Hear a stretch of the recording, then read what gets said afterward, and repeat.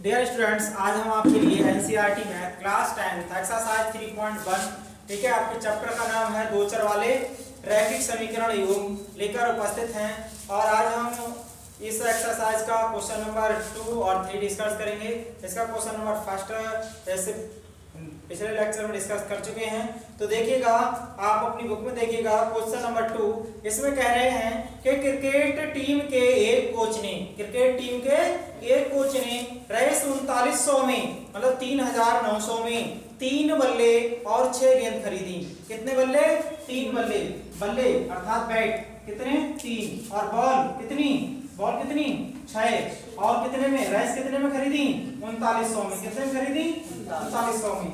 देखिए ये आपकी फर्स्ट शर्त हो गई। सेकंड शर्त पर चलिए, कह रहे हैं बाद में उसने एक और बल्ला तथा उसी प्रकार की 3 गेंदें रेस 1300 में खरीदी।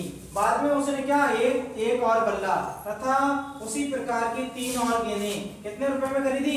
1300 रुपए में। कितने रुपए में खरीदी? 1300 रुपए में खरीदी। देखिएगा हमें इनसे समीकरण बनाना है। अगर आपसे ये पूछा जाए कि यहाँ एक बल्ले की कीमत कितनी है, तो आपको क्या मालूम है? यहाँ देखिए 3 बल्ले और 6 गेंदों का इकट्ठा मूल्य आपको पता है कितना? 3900। लेकिन आपको एक बल्ले की कीमत नहीं मालूम है और ना ही आपको एक गेंद की कीमत मालूम है। ठीक है। और दूसरी कंडीशन में देखिए एक बल्ला और 3 गेंद की इकट्ठी कीमत दी हुई है। आपको अलग अलग एक बल्ला और एक गेंद की कीमत मालूम है क्या? नहीं। तो देखिए कैसे करेंगे, तो हम इसको मान लेंगे। ठीक है। अगर माना एक बल्ले की कीमत कितनी है? 100 रुपए तथा एक गेंद की कीमत कितनी है? 22 रुपए। ठीक है। अब आप जानते हो अगर एक पेन 2 रुपए का मिलता है और पेन कितने आपके पास? 4, तो 4 पेन कितने रुपए के हो गए? तो आप 4 बचाएंगे पेनों की संख्या को उसके एक पेन की कीमत से गुणा करेंगे, नहीं करेंगे? तभी तो आपका कितना आ जाएगा? 8। ठीक है। इसी तरह से यहाँ भी देखिएगा आपके पास बल्ले कितने हैं? 3। और एक बल्ला कितने रुपए का मिलता है? 100 रुपए का। तो 3 बल्ले कितने रुपए के मिलेंगे? 3 गुणा 100 रुपए के, अर्थात 3 100 रुपए के तो मिलेंगे ना मिलेंगे। आपके पास एक गेंद का मूल्य कितना है? 22 रुपए। और आपके पास गेंदें कितनी है? 6। तो 6 गेंद का मूल्य कितना होगा? 6 गुणा 22, तो कितना हो जाएगा? 622। ठीक है। अब इन दोनों को जोड़ें, 3 बल्लों के मूल्य और 6 गेंदों के मूल्य को जोड़ें तो कितना आएगा? 3900। इतना ही तो आएगा ना। अब देखिए इसी तरह से यहाँ आपके एक बल्ले की कीमत कितनी है? 100 रुपए। और आपने एक ही बल्ला खरीदा है, तो एक की x से गुणा करोगे तो क्या आएगा आपका? 1x हो जाएगा। क्या हो जाएगा? 1x प्लस यहाँ देखिएगा यहाँ एक बॉल की कीमत कितनी है? 22 रुपए। और बॉल कितने हैं आपके पास? 3। तो दोनों की गुणा करनी पड़ेगी। एक बॉल की कीमत को बॉल की संख्या से गुणा करके तभी तो पैसा आएगा निकल के। तो कितना हो जाएगा? 3y। कितना हो जाएगा? 3y। और इन दोनों मूल्यों को जोड़ेंगे तो कितना आएगा? 1300। ठीक है। तो इस तरह से देखिए आपके ये दो समीकरण बने, एक समीकरण ये बन गया और दूसरा समीकरण ये बन गया। ये इसमें कौन सी थी? फर्स्ट शर्त थी। ठीक है। और यहाँ आपका सेकंड शर्त थी। अब देखिए ये समीकरण तो हमने बना लिए हैं, बीजगणितीय रूप में हमने अपने समीकरण को लिख लिया है। लेकिन हमें केवल ऐसे ही नहीं करना है कि अगर हम एग्जाम में जाएंगे तो किस तरह से लिखना है। आइए अच्छे ढंग से इसको बोर्ड पर लिखते हैं। तो किस तरह से लिखेंगे? हम लिखा है सॉल्यूशन, क्या लिखेंगे? माना एक बल्ले का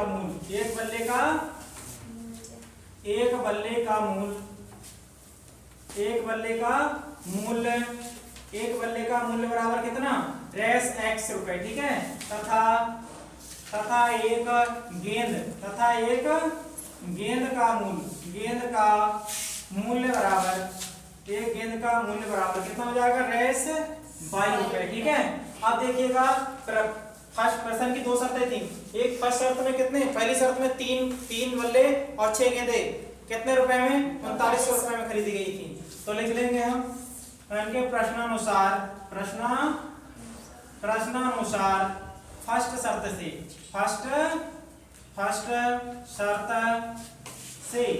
फर्स्ट शर्त में है 3 बल्ले खरीदने हैं। तो 3 बल्ले कितने रुपए के हो गए? 3x। ठीक है। एक बल्ला x का तो 3 बल्ले 3x के, प्लस एक गेंद 22 रुपए की तो 6 गेंद 6 रुपए की, और दोनों का इकट्ठा मूल्य कितना दिया गया आपको? 3900 रुपए। कितना दिया गया है? 3900। ठीक है। तो ये आपका हो गया समीकरण 1। ठीक है ना। अब ये आपका बीजगणितीय रूप में आ गया है। ठीक है। तथा सेकंड शर्त क्या होगी आपकी? यहाँ लिखें सेकंड शर्त से तो सेकंड शर्त है आपकी, सेकंड शर्त में क्या खरीदा गया है, केवल एक बल्ला और 3 गेंद खरीदी है। एक बल्ला कितने रुपए का है, x रुपए का, तो हो जाएगा x प्लस एक गेंद कितने रुपए की, 22 रुपए की, और गेंद कितनी खरीदी आपने 3, तो कितने रुपए की हो गई, 3 22 रुपए की, ठीक है। और तो दोनों का योग कितना दिया गया है, 1300 रुपए। कितना रुपए दिए गए हैं, 1300 रुपए। तो आपका दूसरा आंसर ये हो गया। देखिए आपको इस जो कथन दिया गया था उसे आपको बीजगणितीय रूप में लिखना था, तो आ गया है एक आंसर ये, दूसरा ये बीजगणितीय रूप में आ गए हैं। लेकिन इनके साथ साथ आपको इसे ग्राफ बनाने के लिए भी कहा गया था। तो देखिए ग्राफ किस तरह से बनेगा, इसे रखा देते हैं देखा।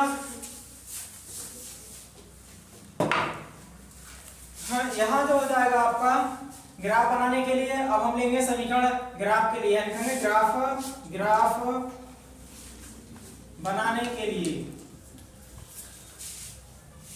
ग्राफ बनाने के लिए हमें क्या करना पड़ेगा, हमें इन समीकरणों से दो यानी कि x और y के मान प्राप्त करने पड़ेंगे। पहले हम समीकरण 1 से y का मान x के पदों में निकालेंगे।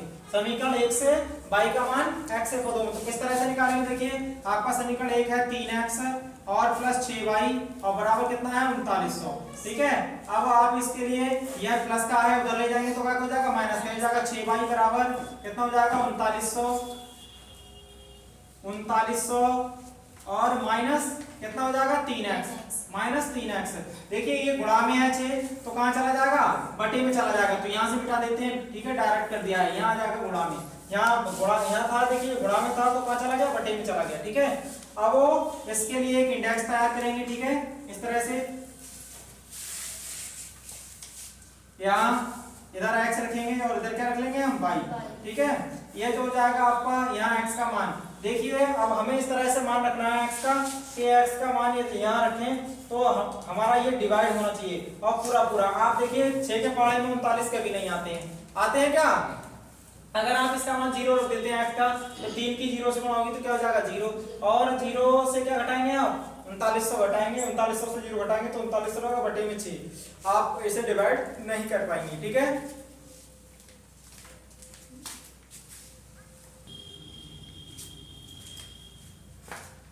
देखिएगा स्टूडेंट्स, तो हमें x की यहाँ ऐसी वैल्यू रखनी है जिससे कि हम यहाँ जो मान आए उसको 3900 में से घटाएं और 6 से वो पूरा पूरा क्या हो जाए डिवाइड। अगर हमें x की वैल्यू कितनी रख लें 100, तो देखिएगा कितना हो जाएगा हमारा, ये है 3900 माइनस कितना 3 गुणा x है कितना आ जाएगा 100, तो कितना हो जाएगा ये 100 और बटे में कितना है हमारा 6। देखिए आगे बढ़ेंगे तो कितना हो जाएगा 3900 और माइनस हो जाएगा 300, कितना हो जाएगा 300 और बटे में कितना है आपका 6। देखिए 3900 में से 300 घटाओगे तो कितना बचेगा आपका 3600, कितना बचेगा 3600, बटे में कितना है 6। अगर इसे डिवाइड करोगे तो 6 छंग 36 छंग के 6 कितना आ गया आपका 600। देखिए अगर आप x का मान कितना रखें 100, तो y का मान कितना आ रहा है बेटा, y का मान कितना आ रहा है 600, y का मान आ रहा है आपका 600, ठीक है।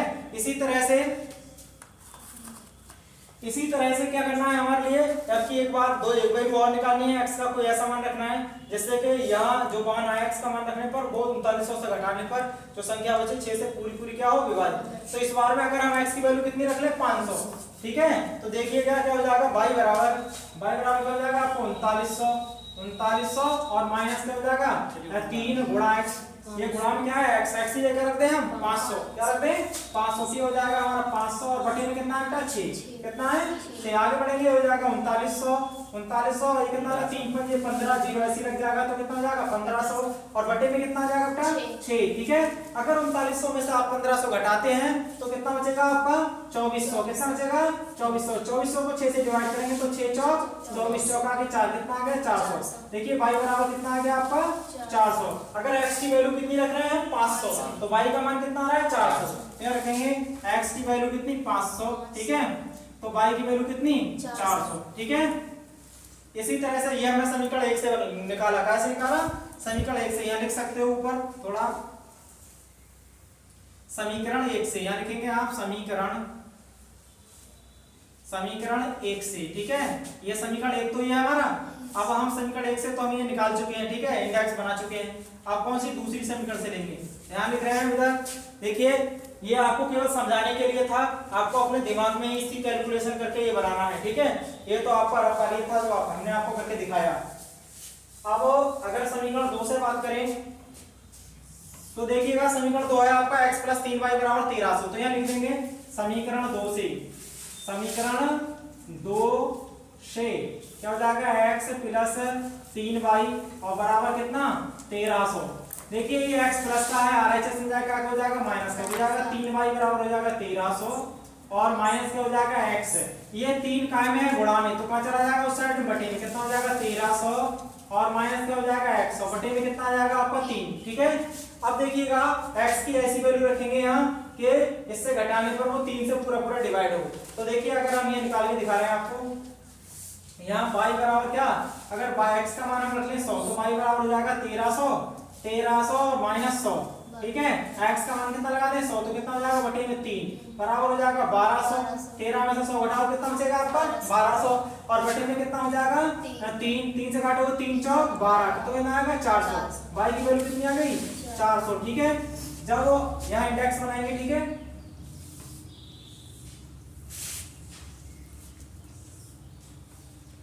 यहाँ x और यहाँ क्या y, जब x की वैल्यू हमने कितनी रख दी, x की वैल्यू रखी हमने 100 तो y की वैल्यू कितनी आ गई हमारी 400। इसी तरह से एक मान और रखना है। देखिए अपनी बार में हम x की वैल्यू कितनी रखते हैं 400, तो क्या हो जाएगा y बराबर कितना है 1300 और माइनस कितना हो जाएगा 400 और बटे में कितना है 3, फिर 3 आ जाएगा। देखिए 13 में से 400 घटाओ कितना बचेगा आपका 900, कितना बचेगा 900 बटे में कितना आ जाएगा आपका 3। देखिए इसे डिवाइड करेंगे आप तो 3 3 9 कितना आ जाएगा 300। देखिए अब y बराबर आ गया आपका 300। जब x की वैल्यू कितनी 400 तो y की वैल्यू कितनी आ गई 300। फिर लिख देंगे जब x बराबर कितना होगा 400। ठीक है, तो y की वैल्यू कितनी हो जाएगी 300। इस तरह से हमने ये दो मान निकाल लिए हैं, क्योंकि हम इस सब ग्राफ बनाएंगे। तो ग्राफ बनाने के लिए देखिए हम क्या करते हैं,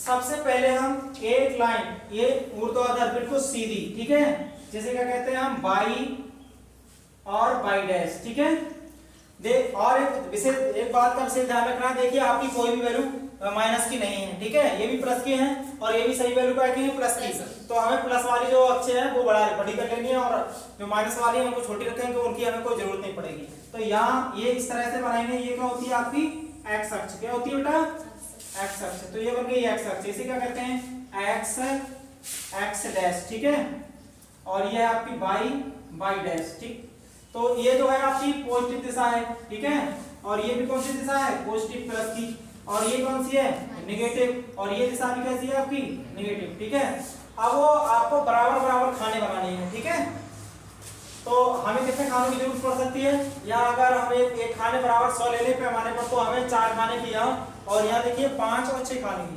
तो हम थोड़े सही से बना लेंगे यहाँ 1 2 3 4 5 6। ठीक है, इधर भी है क्या 6 बनाने हैं हमें, क्या हो जाएगा 1 2 3 4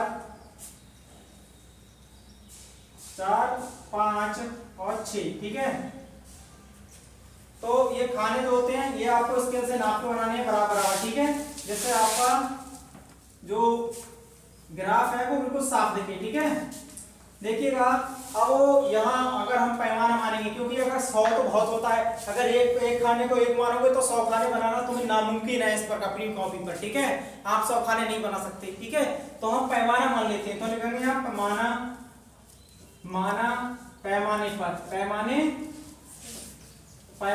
पर। ठीक है, माना पैमाने पर, यहाँ ग्राफ में लिख देंगे यहाँ ऊपर माना पैमाने पर एक खाना बराबर कितना 100 रुपए। ये रुपए तो है यहाँ पे, तो जाएगा एक खाना बराबर 100 रुपए। ठीक है, तो ये हो जाएगा, देखिए ध्यान से, एक खाने बराबर 100 रुपए हो गया आपका। अब यहाँ हमें दिखाना है, यहाँ हो जाएगा हमारे एक खाने का मतलब 100, तो ये हो जाएगा 100, ये कितना हो जाएगा आपका 200, ये कितना हो जाएगा 300, और ये हो जाएगा आपका 400, ये हो जाएगा 500, और ये क्या हो जाएगा 600। ठीक है, इसी तरह से इधर लिखेंगे तो क्या हो जाएगा आपका यहाँ, ये हो जाएगा 100, ये हो जाएगा 200, ये हो जाएगा आपका 300, ये हो जाएगा आपका 400। ठीक है, ये होगा 500, और ये क्या हो जाएगा आपका 600। ठीक है, अब आप देखिए आपको बिंदु को निकालना है, आपको पहली वाली समीकरण ये है। ठीक है, तो ये 100 का मान 6 कह रहा है, x का मान 100 और y का मान 600। तो y का मान 600 देखिए कहां पर है, यहाँ है। ठीक है, और x का मान 100 कहाँ है, तो x से ऐसे करके इसे उठाएंगे ऊपर स्केल से बिल्कुल सीधे में, ठीक है। और ये जो है आपने बिल्कुल 90 डिग्री के कोण पर इसको ऐसे उठाया ऊपर, और इधर से इससे जहां ये 600 इसको ऐसे करके मिलाया, ठीक है। तो अब देखिए ये कहां काट रहे हैं, दूसरे को इस बिंदु पर काट रहे हैं। जिस बिंदु पर ये लाइनें काट रही है, इस बिंदु, ये बिंदु कौन सा है आपका, इस बिंदु का नाम है 600 कामा क्या 100 कामा 600, 100 कामा 600, ठीक है। तो ये बिंदु आ गया आपका 100 कामा 600, ठीक है। बिंदु क्या हो गया आपका, ये बिंदु हो गया 100 कामा 600, ठीक है। क्योंकि x अक्ष पर कितना, कॉमा से पहले x की वैल्यू लिखी जाती है, तो x की वैल्यू कितनी है 100, और कॉमा के बाद y अक्ष पर चलेगी दूरी लिखी जाती है, वो कितनी है 600। x अक्ष पर 100 चले, y अक्ष पर 600, ठीक है। अब दूसरा बिंदु कितना है, x का 500 और y का 400, ठीक है। तो x का 500 ये है, इसे इस तरह से उठाएंगे ऊपर, ठीक है। और y का कितना है 400, तो y के 400 को इसे इस तरह से उठाएंगे, ठीक है। बिल्कुल 90 डिग्री के कोण पर ऐसा जाना चाहिए। ये दूरी जो है x अक्ष के इनके बीच की, ये जो दूरी है इस रेखा की x अक्ष से हमेशा बराबर रहनी चाहिए, ठीक है। ये जो हमने ऊपर उठाई, तो इनकी y अक्ष से जो दूरी है वो हर जगह कैसी रहनी चाहिए, बराबर। अगर टेढ़ा मेढ़ा बनाओगे तो अच्छा नहीं बनेगा, गलत हो जाएगा, ठीक है। तो आपका दूसरा बिंदु ये क्या काट रहे हैं यहाँ पर, ठीक है। तो इस बिंदु का निर्देशांक कितना हो जाएगा, x का पहले लिखा जाता है, तो x का कितना है 500, ठीक है। और y का कितना है आपका 400, तो ये आ जाएगा आपका इस तरह से, ठीक है। अब इन दोनों बिंदुओं को, एक बिंदु तो आपका ये आया था और दूसरा बिंदु ये, इन्हें स्केल की सहायता से क्या करेंगे हम, मिला देंगे। तो देखिएगा यहाँ थोड़ी जगह कम है, तो इस इंडेक्स को मैं छोटा करके थोड़ी ऊपर लिख देता हूँ, ठीक है। ये हो जाएगा आपका x 100 और ये 400, ठीक है। अब इसे नीचे से हटा देते हैं, यहाँ से क्या लिख देंगे यहाँ y, तो y का कितना हो जाएगा हमारा, y का कितना है ये 400 और ये कितना है 300, ठीक है। ये नीचे से थोड़ी जगह कम थी इसलिए हमने ये थोड़ी जगह खाली की है, ठीक है। हमारे पास इतनी थोड़ी जगह होगी पर्याप्त। हमें क्या बनाना है, रेखा बनानी है। अब इस y को हम किधर लिख दे रहे हैं, साइड, ठीक है, यहाँ लिख दे रहे हैं इस तरह से। इन दोनों बिंदुओं को मिलाना है इस तरह से, देखिए तो इस तरह से आप मिलाएंगे, ठीक है। और ये बिंदु को मिलाते हुए जो रेखा खींची जा रही है, इसके दोनों सिरों पे क्या लगाएंगे आप, तीर लगाएंगे इस तरह से। और ये जो रेखा है ये कौन सा है आपका, रेखा समीकरण 1, रेखा समीकरण 1 क्या था आपका 3x और प्लस क्या था 6y। तो यहाँ इसे इस रेखा को समीकरण लिख देंगे, कितना है 3x प्लस 6y और बराबर कितना 3900, ठीक है। तो ये था आपका रेखा समीकरण।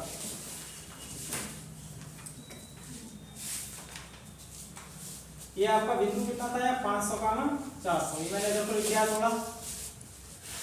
अब दूसरा वाली एक रेखा तो हमने दिखा दी, कौन सी, ये वाली रेखा तो हमने ग्राफ में दिखा दी है। अब हमें ये दूसरी रेखा भी ग्राफ में दिखानी है, तो इसके लिए हमें क्या करना होगा, देखिए बेटा 100 x अक्ष पर कितना चलना है 100, तो x अक्ष पर 100 हमने देखिए उठाई है, लाइन होगी पहले से ही। और y अक्ष पर कितना है 400, तो y अक्ष पर 400 चलेंगे तो ये बिंदु तो मिलेगा। देखिए x अक्ष पर 100 से चले ऊपर को, ठीक है, y अक्ष समांतर, और y अक्ष से 400 दूरी चल के इधर को चलेंगे, ठीक है, x अक्ष समांतर। तो ये दोनों यहाँ काट रहे हैं, तो ये बिंदु कितना हो गया आपका 100 कामा 400, कितना हो गया 100 कामा 400, 100 कामा 400, ठीक है। अब देखिएगा दूसरा बिंदु कितना है 400 का, यहाँ x का मान 400, x का मान 400 और y का मान कितना 300। तो x का मान 400 देखिए आपका ये है, तो यहाँ से आपको ऐसे उठना है ऊपर को बिल्कुल, और y का मान कितना लेना है 300, तो y का मान 300 ये यहाँ से। अब देखिए यहाँ काट रहे हैं एक दूसरे को, तो ये बिंदु कितना हो गया आपका, ये बिंदु का निर्देशांक हो गया आपका, देखिए 400 कामा 400 कामा x का मान पहले फिर y का मान बाद में 300, कितना हो जाएगा 400 कामा 300, ठीक है। तो ये हो गया आपका इस बिंदु का निर्देशांक। अब ये जो दोनों बिंदु हैं इनको मिलाते हुए एक रेखा खींच देंगे, तो इन दोनों को मिलाते हुए हमने एक रेखा खींच दी, ठीक है। ये रेखा हमारी ये बन गई है, ये जो है।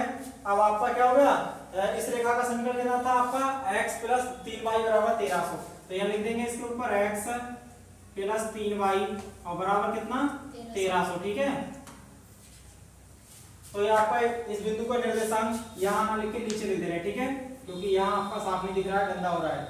तो इसको इस बिंदु का निर्देशांक यहाँ लिख दे रहे हैं, कितना है आपका 400 कामा 300, ठीक है। ये आपका ये वाला बिंदु, इस बिंदु का निर्देशांक है, ठीक है ये, और ये बिंदु का निर्देशांक क्या है आपका, ये है, ठीक है। इन दोनों को मिलाते हुए एक रेखा खींची है। इस रेखा, ये रेखा कौन सी है, x + 3y = 1300। तो इस तरह से हमें ग्राफ बनाना है, ठीक है। तो ग्राफ आपका कंप्लीट हो गया है, और आपके जो समीकरण उन्होंने बीजगणितीय रूप में लिखने को कहा था, तो बीजगणितीय रूप में आपका ये आंसर हो जाएगा। देखिए यहाँ एक ये होगा और दूसरा क्या होगा, ये होगा। और ग्राफ के लिए कह रहे थे, तो ग्राफ आपका ये बन गया है। तो क्वेश्चन नंबर आपका, इसका क्वेश्चन नंबर 2 कंप्लीट हो गया है, ठीक है। तो ऐसे ही अगले के और भी क्वेश्चन करने हैं।